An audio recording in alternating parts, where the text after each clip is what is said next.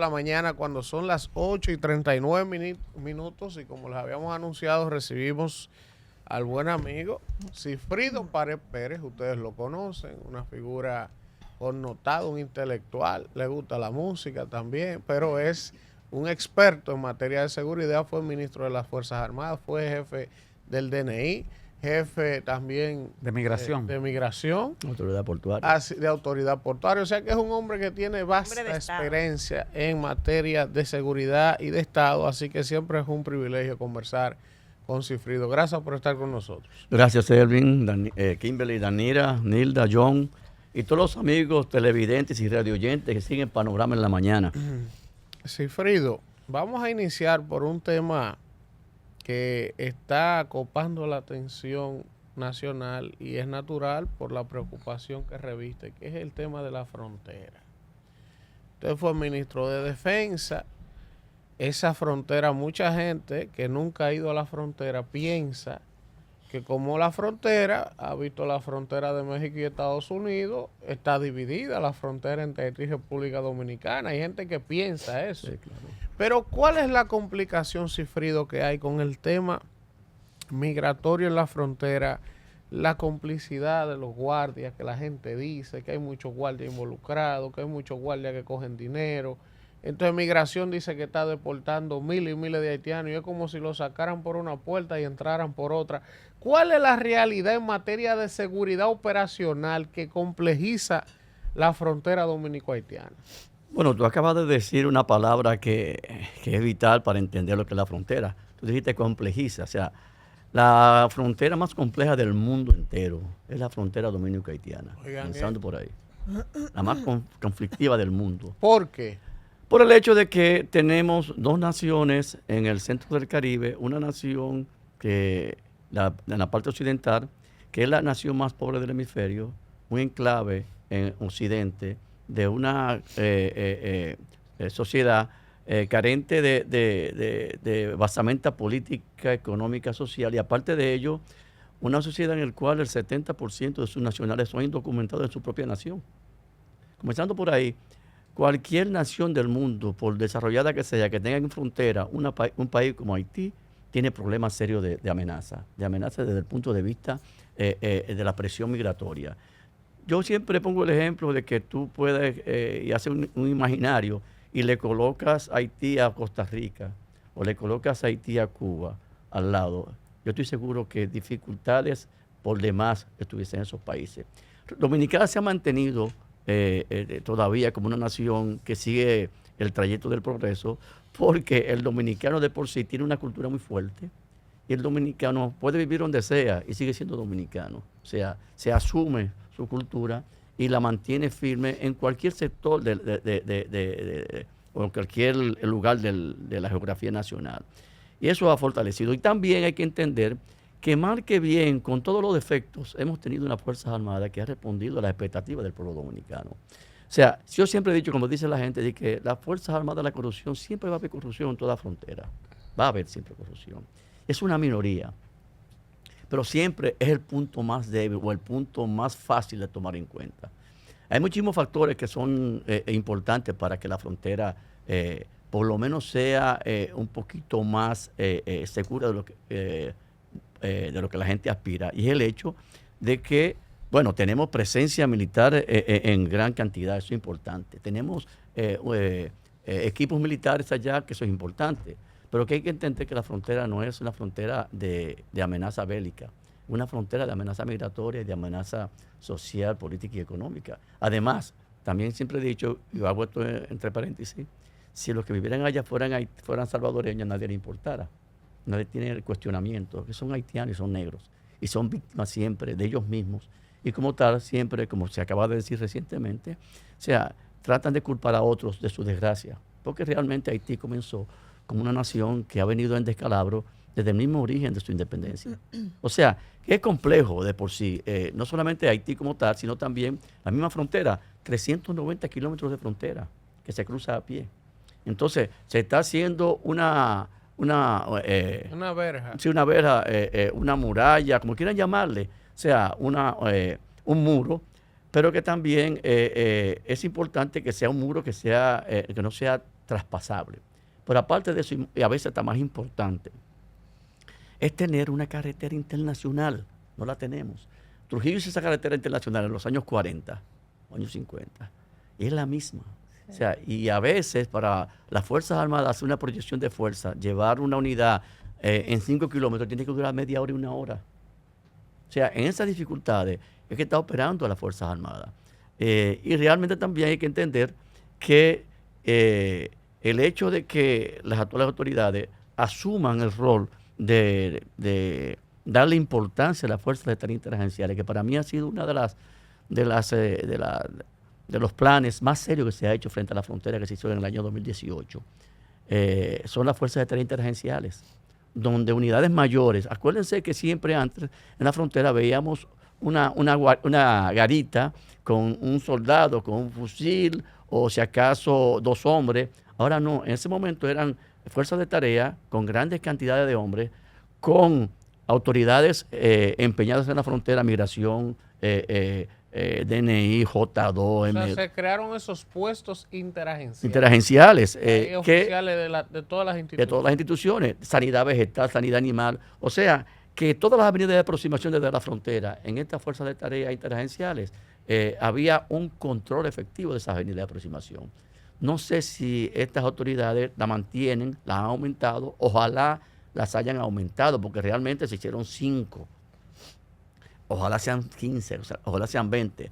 También otro factor que se dejó de hacer en un tiempo. Yo recuerdo que en el año 2005 se comenzó, había un proyecto que se llamaba Fundefro, que era un proyecto en el cual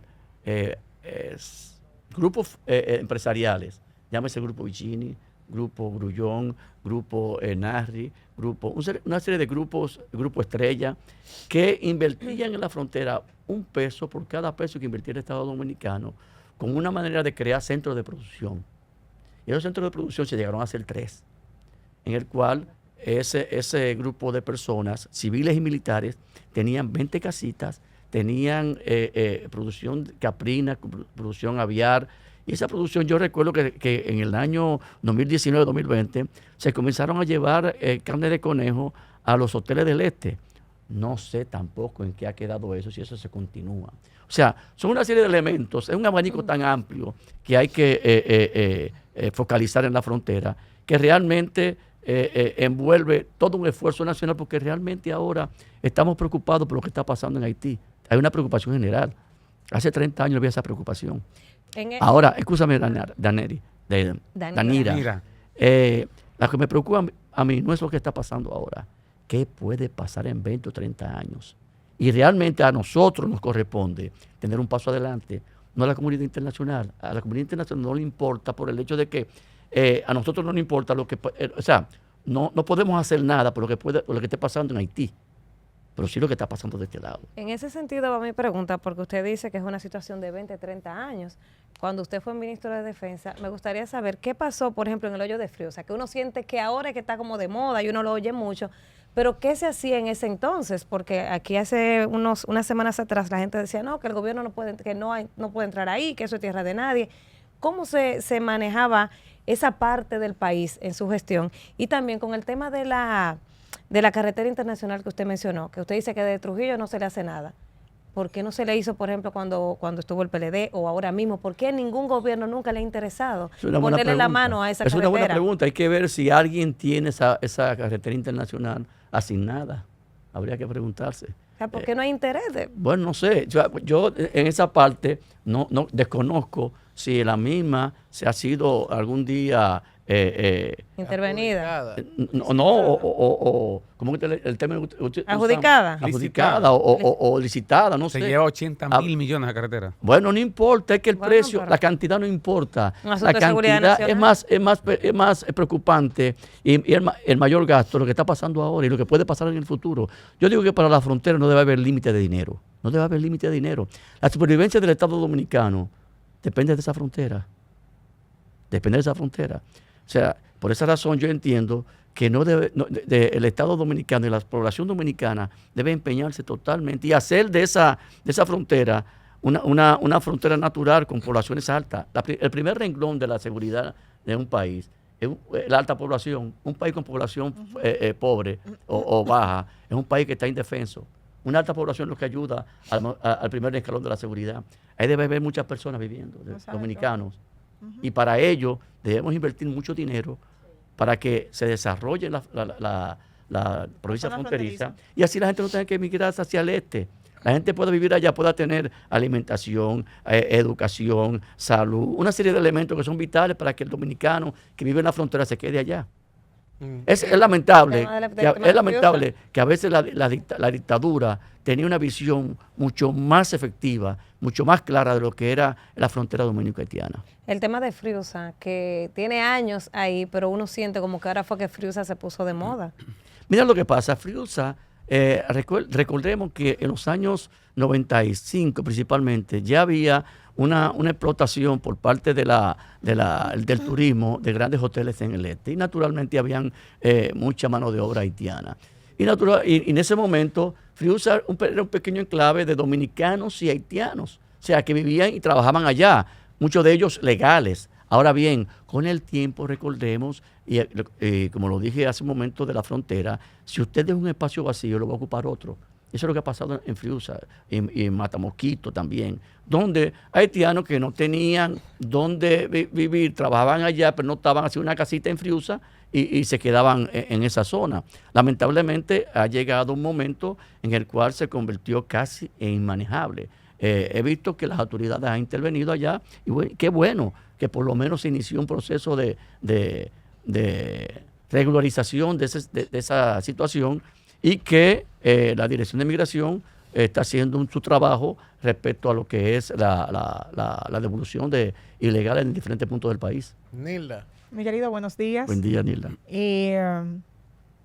A propósito de los trabajos que está haciendo Migración, ¿cómo usted valora las 15 medidas que tomó el gobierno en torno a todo lo que tiene que ver con el tema de la migración?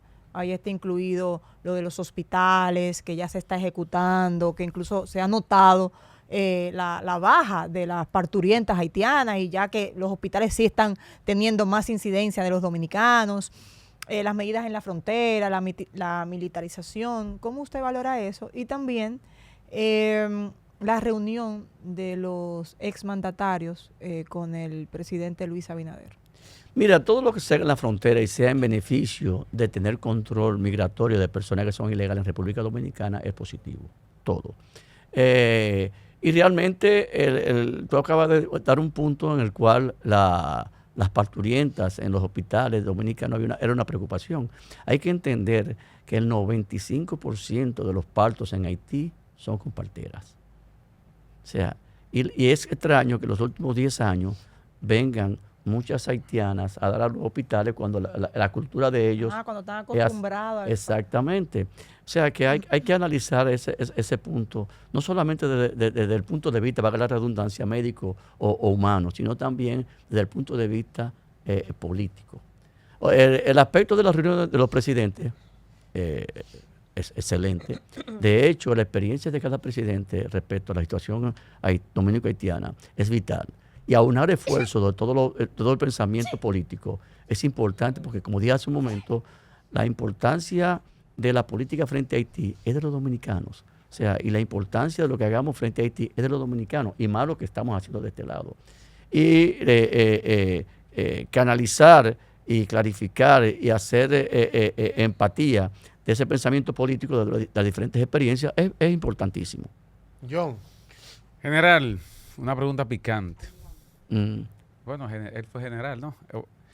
Mire, República Dominicana siempre ha criticado la política hacia Haití, porque al final el gran problema siempre lo tendremos nosotros durante muchos años y cada día es peor para nosotros. De una u otra forma, cada día vamos teniendo esa invasión pacífica.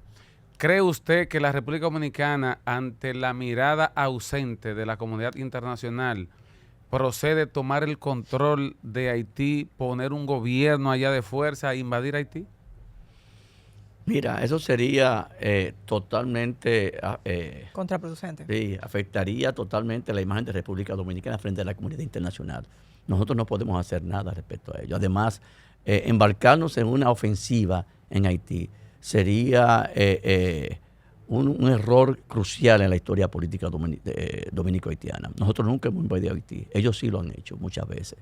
Y República Dominicana sí debe mantener su defensa frente a Haití, una defensa activa y una presencia bastante fuerte en la frontera. Pero de ello, al ser una ofensiva ya, óyeme, seríamos, no sé ni cómo decirte, por el hecho de que, como dije hace un momento, la víctima del juego es Haití. Y va a ser la víctima siempre, no solamente por lo que dije hace un momento, sino también que la gente tiende a solidarizarse con el más débil. Yo recuerdo que en el año 2010, a raíz del terremoto, yo era director de migración, yo hice un análisis por el hecho de que todo el mundo entero se volcó la mirada hacia el Caribe, hacia la isla de Santo Domingo, la isla española, y en el cual ellos veían que habían dos naciones, y la nación más pobre, que era de negros, que se había independizado de los franceses, se había independizado en 1804. Es el orden cronológico que tú buscas por Google, pues tú estás en Suiza, si estás en Holanda, y tú entras y verificas que murieron 235.000, 240.000 personas del impacto del terremoto, tú vas a buscar qué pasó ahí. Y ve la historia en el cual en 1804 se independiza Haití, en 1844 se independiza Dominicana de Haití. Desde el punto de vista cronológico, tú crees allá que nosotros somos los intrusos en la isla.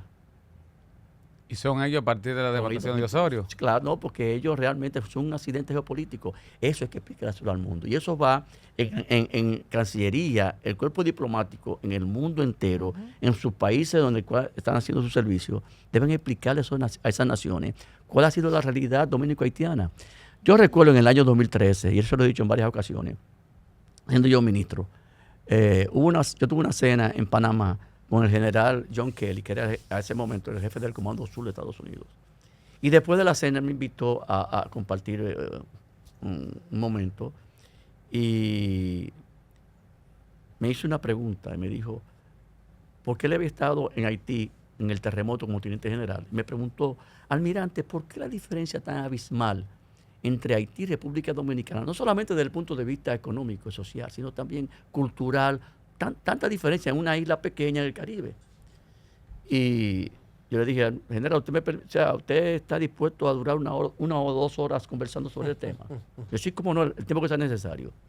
Y comencé a hablarle de todo ese proceso que se dio en la isla, desde la misma conquista y donde salieron todos los conquistadores desde Santo Domingo y todo lo que fue ese proceso. Y le hice hincapié de cuando llegó el primer negro de lo que sería Haití, que fue en el 1670 aproximadamente. Pues hay que recordar, no solamente fue la devastación de Osorio, 1605, 606, sino también la invasión de Perivenable, que evitó que fueran las cincuentenas a expulsar a los franceses de Tortuga. O sea, se quedó todo el mundo aquí en Santo Domingo para defender a Santo Domingo de la invasión inglesa. Sí. Entonces fui desarrollándole todo ese proceso, la independencia de Haití, todo lo que pasó después, la intervención haitiana en República Dominicana, la ocupación, hasta nuestros días. Y él me dijo, almirante, yo tengo asesores políticos, históricos del Caribe, de Haití, de República Dominicana. Había hecho esa pregunta 50 veces. No la entendía, por fin la entiendo. Eso hay que hacerle al mundo entero. Claro. Y eso, yo recuerdo también el embajador Alberto Navarro, que era el representante de la Comunidad Europea también, hizo lo mismo. Y de hecho fuimos a un almuerzo en el cual me invitó con todos los embajadores de la Unión Europea y fue lo mismo. O sea, hay muchas cosas que ellos no entendían de la realidad dominico-haitiana y hay que explicarle al mundo eso. Eso lo entienden los dominicanos y no todos los dominicanos. No todos. Hay un gran porcentaje de dominicanos que entienden que nosotros somos los malos de la película. O sea, no. Esto es una realidad, aquí no hay ni malos ni buenos. Hay dos países en el cual culturalmente son totalmente diferentes, donde cada país hizo su trayecto de historia y se separó en un momento determinado y hay un país que está en vía de desarrollo, o sea, por lo menos se ha convertido en el país líder del Caribe en cuanto a lo que es el progreso, y otro país que se ha ido retrasando históricamente y llegará el momento que no sé ni a qué nivel estará en el futuro. Kimberly. Gracias, Selvin. Almirante, como siempre, brillante sus exposiciones, uno Gracias. siempre aprende de usted. Yo le voy a traer un poco a otro tema. usted que es un estudioso del comportamiento del dominicano, ¿por qué a pesar de que el PIB ha crecido, de que hemos avanzado mucho en ese sentido, aún sigue existiendo un comportamiento, si se pudiera decir, hasta de salvajismo entre los dominicanos cuando uno ve los niveles de desobediencia, cómo reaccionan cuando la autoridad intenta poner el orden, pero también los abusos que se cometen, como una cantidad de niños maltratados por sus madrastras, por sus padrastros, que han muerto de 2 años? ¿Por qué ese salvajismo se exhibe todavía en República Dominicana, los feminicidios? Mire, educación. O sea, un país que tenga un alto nivel de educación, no suceden esas cosas. Aquí en República Dominicana, lamentablemente, en los últimos años, y no voy a culpar a nadie, porque es de la sociedad en su conjunto, Sí. es el hecho de educar desde la casa.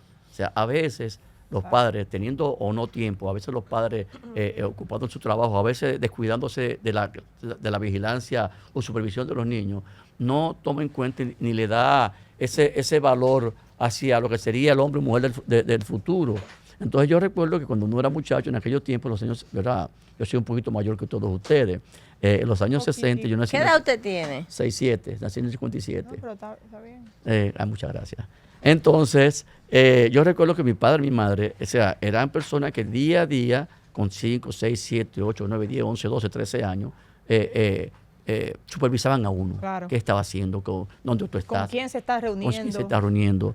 Y eso, naturalmente, a veces no lo hacemos ahora. Y realmente yo siempre he dicho que la educación en la casa es importante, pero también el medio te puede dañar un muchacho. Entonces, por esa razón es que uno tiene que saber con quién te junta, qué hace. Y eso, lamentablemente, hemos visto que en los últimos tiempos ha sido la semilla o ha sido el brazo que ha desarticulado ese comportamiento afable que tiene el dominicano por fama de que es amable, de que es una persona con los brazos abiertos, que es una persona solidaria, pero se ven en ciertos sectores, en ciertas situaciones, donde se pone la mano en la cabeza. Eso pasa en todas las partes del mundo también, eso pasa en países desarrollados, ¿tú me entiendes? En Estados Unidos pasa cada rato, en los países nórdicos también pasan, pero aquí se siente un poco más. Y no solamente el aspecto de situaciones ya de índole fatales, sino también, como tú acabas de decir, el comportamiento. Yo quiero ponerme adelante en la fila, yo quiero no dar el paso al otro, la misma situación En el tránsito, nadie quiere ceder. O sea, Sí. tú sabes lo cómodo que es tú manejar en la ciudad y que tú siempre, cuando te pares en una esquina, le des paso al otro y cada quien lo haga. Yo quiero ese parqueo. Sí. Yo lo hago así. Yo quiero Pero es más hacerle rápido. 2 preguntas. Número 1. Se ha desatado una situación inusual en torno al caso de Jochi Gómez. Jochi Gómez, que tiene una especie de fama, una estela en torno a él, de que él tiene años operando una empresa de seguridad, de inteligencia, y que él ha colaborado con todos los gobiernos. Y lo que se dice en los pasillos es que Jochi tiene tanta información de todo el mundo que él nunca ha podido ser ni desarticulado, ni detenido, porque incluso hay gente que dice que su papá todo el tiempo se dedicó a lo mismo y que ahora el hijo hace lo mismo, pero que él es intocable en este país, que nadie puede con Jochi. Pues ahora Jochi tiene un caso.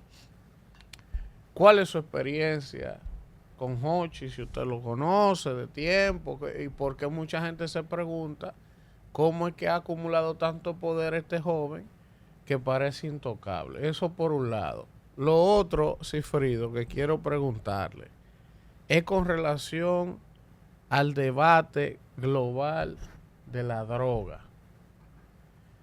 La droga es prohibida, un gran negocio que genera el narcotráfico, genera violencia, genera una cantidad enorme de situaciones, pero también genera muchos recursos, lavado de activos, y la mayoría de todas estas economías, aunque nadie lo diga, están sustentadas en el lavado de dinero. Entonces hay un debate. ¿Legalizamos la droga o no? Porque el alcohol era prohibido y desde que se legalizó el alcohol se comercializa, pero ha disminuido el tema del negocio ilícito. Vamos a ver la opinión de Cifrido. Mira, el primer punto, Jochi Gómez, creo que lo saludó 1 o 2 veces en lugares públicos. No soy amigo de él. Conozco más o menos la historia de lo que él ha sido. Su padre ha sido una persona que ha estado muy presente en los medios de comunicación. Nunca, yo duré 12 años en el DNI y nunca lo utilizamos, y tampoco en ese momento no tenía esa fama de que tiene recientemente. Él, recordemos que ha logrado tener compañías que dan servicio a diferentes sectores privados, no sé, al estatal también. Hemos visto ahora que está en una situación de índole judicial respecto a él. Pero yo nunca lo utilicé en el DNI, ese tipo de personas. En el otro renglón que tú acabas de preguntar respecto al narcotráfico, mira, yo siempre he dicho que no sé cuándo, si dentro de 5 años, 10 años, 20, 50 años, algún día van a tener que legalizar la droga. Te voy a decir por qué. El daño colateral del narcotráfico es mucho más fuerte que el daño que provoca el mismo. Hay sectores que dicen que la parte de la salud podría colapsar en diferentes países. Lo que pasa es que hay que entender que un muchacho actualmente de 14 años no ve a nadie tiene un letrero que dice soy consumidor de droga ni tráfico con droga. Nadie lo tiene el letrero. A veces tú te juntas con una persona sin saber que es consumidor o que es narcotraficante. Así es. Si está legalizado, o sea, tú vas a saber quién es quién. Si la consume, lo va a hacer abiertamente. O quién trafica, que lo va a hacer abiertamente. Va a ser un empresario en ese sector. No estoy diciendo que deben hacerlo. Estoy diciendo que a la larga, no sé Igual cuándo, que el alcohol. se va a tener que tomar medidas en ese sentido. Porque tú no puedes sacrificar. ¿Cuántas personas mueren colateralmente sin tener que ver con eso, con droga? En Ecuador, que son en afectadas México. de índole asesinadas porque estaban en un lugar equivocado cuando querían matar a un narcotraficante. Son menos de las que pudieran morir si se legaliza. Sí, lo que pasa es que si se legaliza, la que va a morir es el consumidor. Y el consumidor lo hace de manera voluntaria. Y lo hace como quiera. Lo hace como quiera. El que va a suicidar, se va a suicidar de cualquier manera. El que va a consumir, Pero todo el mundo sabe. Pero usted entiende que todo tipo de droga debe legalizarse o solo algo. Yo no sé, yo no soy experto en eso porque fíjate, nunca he estado en la DNCD y tampoco conozco hasta dónde el daño que pueda ocasionar cada una. Yo digo que de alguna manera tiene que abrirse una ventana. Sí, por eso, porque fíjate, negocio. el cigarrillo, en los años 60, 70, 80, Sí. todo el mundo fumaba aquí en Santo Domingo. Hubo una